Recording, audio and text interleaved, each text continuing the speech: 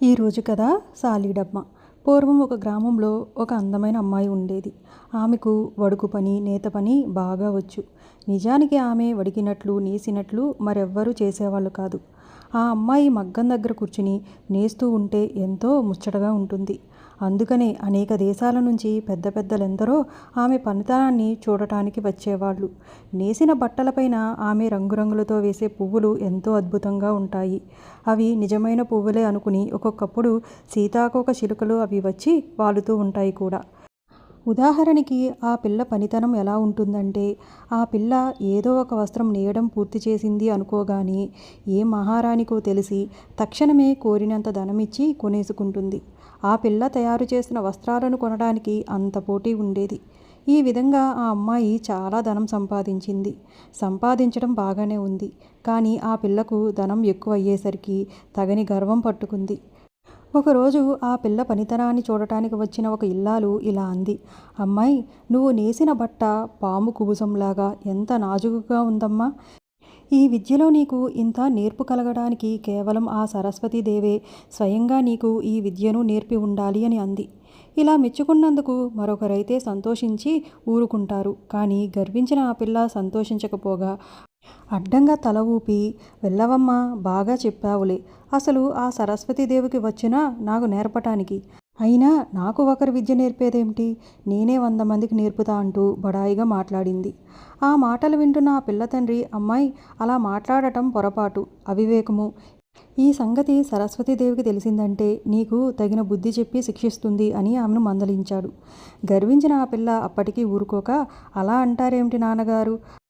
ఆ సరస్వతీదేవి ఇక్కడికి వచ్చినట్లయితే ఎవరి పనితనం ఎలాంటిదో తెలిసిపోతుంది. నేను నేసినంత నాజుకుగా ఆమె నేయగలదా, రమ్మనండి చూద్దామంటూ ఆమె తండ్రి మాటను ధిక్కరించింది.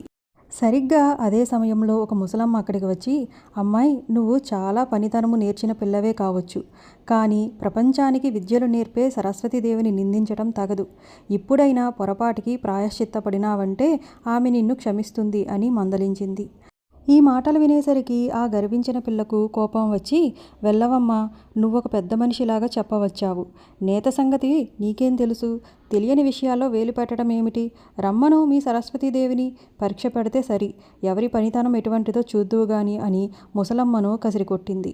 వెంటనే ముసలమ్మ రూపంలో ఉన్న సరస్వతీదేవి నిజ రూపంలో ప్రత్యక్షమై ఎదుట నిలబడింది. అక్కడ ఆ పిల్ల పనితనాన్ని చూడటానికి వచ్చిన వాళ్ళందరూ, అయ్యో, ఎంత పని జరిగింది, ఆ పిల్ల మంచి పనిమంతురాలే, అయితే ఎందుకు అంత గర్వం, ఆమెకు బుద్ధి చెప్పటానికి సరస్వతీదేవే స్వయంగా వచ్చేసింది, ఆ పిల్లను దేవి ఏం చేసిపోతుందో అని అందరూ గడగడలాడిపోతూ ఉన్నారు. ఇంత పని జరిగినా ఆ పిల్లకు కొంచెం కూడా గర్వం తగ్గలేదు. ఓహో, నీవేనా సరస్వతీదేవి, సరే, సంతోషమే, కానీ నాతో సమానంగా వడకటం నేయటం నీకు చేతనవునా అని అడిగింది.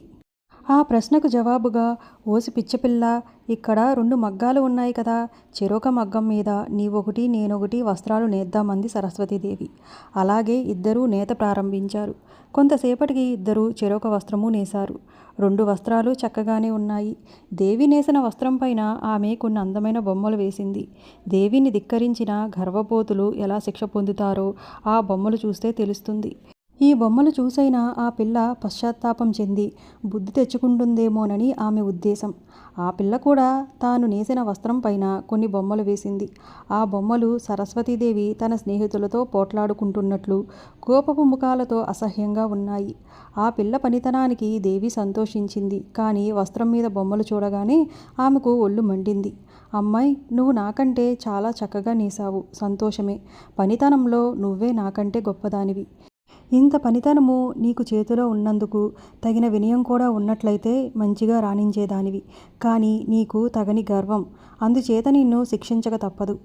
ప్రపంచంలో కల్లా వడుకటంలో, నేత పనిలోనూ నిన్ను మించిన వాళ్ళు లేరనే పేరు శాశ్వతంగా ఉండిపోయేటట్టు నిన్ను దీవిస్తున్నాను.